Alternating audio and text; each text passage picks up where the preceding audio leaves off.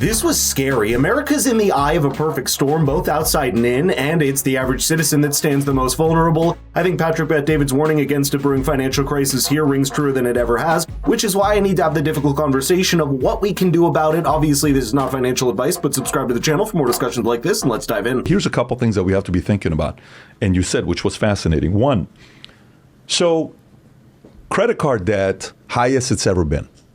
You know what's the craziest thing about credit card debt being the highest it's ever been? Tom, the average interest rate on credit card is the highest it's ever been. Jesus. Forget about the debt. So people are worried about the debt. So imagine the interest rates in the last 5 years has gone like this to 23%, or the average is 23% on credit card. You know what 23% means. That means the debt doubles about 2.5 years. That's like loan shark numbers. That's loan shark. 3 years, your debt is doubling, right? But that's what we got right now on credit cards. Okay, so our debt is record breaking. The forgiveness for your school loan is gone. So now you have to start paying for it. That's $300-400 a month that people are expecting, I think, October, November starting. Then let's set that part aside, go to the corporations you were talking about that are borrowing money. This year, their interest payment on corporation that borrowed money is going to end up being around $530 billion, just interest. Oh my God. Next year, it's going to $730. Next year, it's going to $1.1 trillion. In the next 5 years, it's going between $1.3 to $1.5 trillion.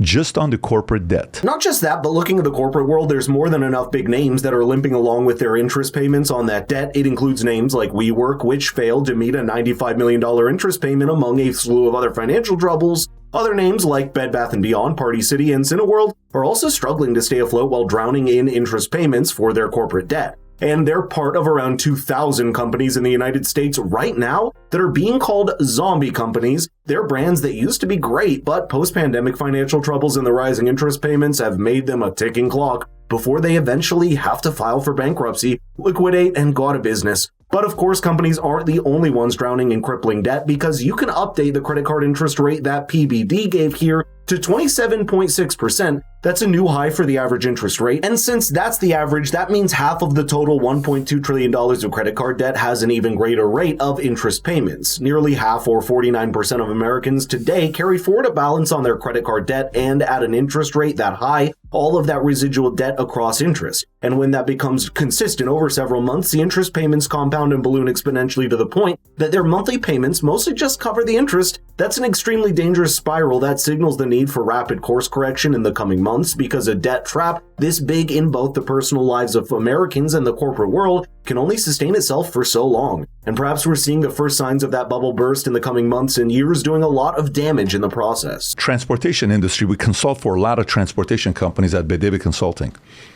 One of my friends, I'm about to go meet with them right after this. Their construction company does very well. We have these 3 clients that we have who are doing transportation. 2 of them are doing $100 million, $80 million a year. Numbers are down 40-50%. One of them is doing $1 billion a year. Their revenue is down 70%. Oh. So let's actually talk about transportation. Why would transportation be down 70%? Aren't Walmart, Amazon companies ordering stuff to ship it from here to there? Why would that be lowering? What do they know that we don't know? Again, these are people who have data to insider stuff that we can sit there and say, these are great indicators when you're studying these things on what's going on. Does this mean recession is going to come here? Like I told you earlier when we were talking, my bigger fear is a reverse market crash, which Venezuela just went through, which all of a sudden the rates get lowered and Dow and S&P goes. And Dow goes from 33, 40, 45, 50, 55, 60, just goes boom.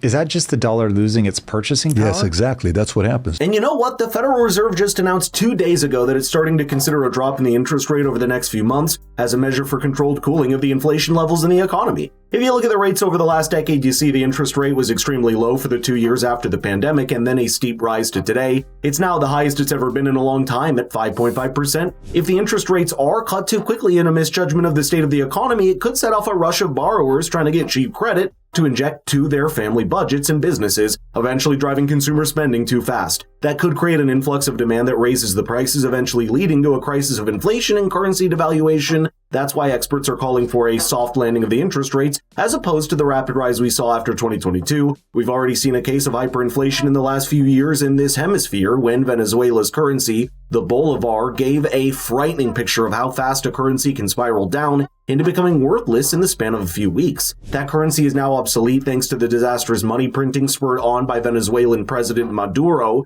But that temptation to print money to solve problems isn't new to any other government in the world, including the United States. The inventory increases the more we print money. The more you print dollars and it's more accessible, the less it's valued, the less it's worth.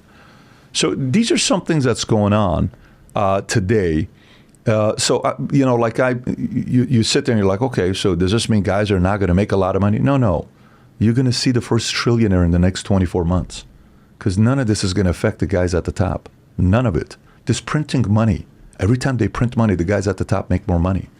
If there's anybody that should be against printing money, it's low and middle income families. If there's anybody that should be against printing money, it's them. If there's anybody that's for printing money, guess who it is? The guys at the top. Why? Because the poor and middle America can't keep money. They spend it. And when they spend it, what do they buy?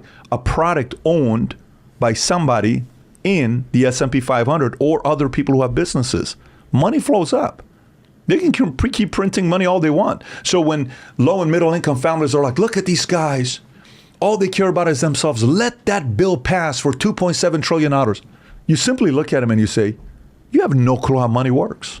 You have no idea how money works. That's why during the pandemic, the over $800 billion worth of stimulus checks given out to people eventually only went to the rich. That's because it's difficult for the poor and middle class to spend money in a way that doesn't inevitably end up with a corporation, either through sales, paying off loans, or just the rise in the stock market seen when the checks increased people's purchasing power and sales came back up. In other words, the rich got richer, and the inflation that resulted from those checks was borne by the common man through a devaluation of their currency. That's why they say inflation is the worst form of taxation, because it steals purchasing power from the poor and enriches the wealthy who own all the assets. The US dollar's lost over a quarter of its total purchasing power in the last decade alone, accelerating after the pandemic. These are a lot of different moving parts that is going on to me. And again, for me,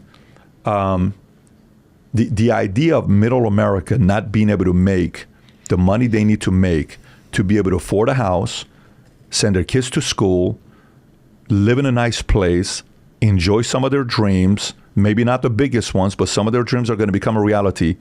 Middle America is getting smaller and smaller and smaller every single time we print money. That's the unfortunate reality of the game. The last 4 years have revealed how vulnerable the poor and middle income people are to economic shocks, whether it be through a pandemic, an influx of cheap credit in the system, or hundreds of billions in stimulus checks that ultimately end up hurting them. Now, if there's not immediate remedies made to address the credit card debt and cost of living crisis, it could threaten the very existence of a healthy tax-paying middle class in the country and result in a society divided between either the rich or the poor. Let me know in the comments what you think we can do about it, because we're going to need everyone making the right moves in their own lives to avert a collective disaster.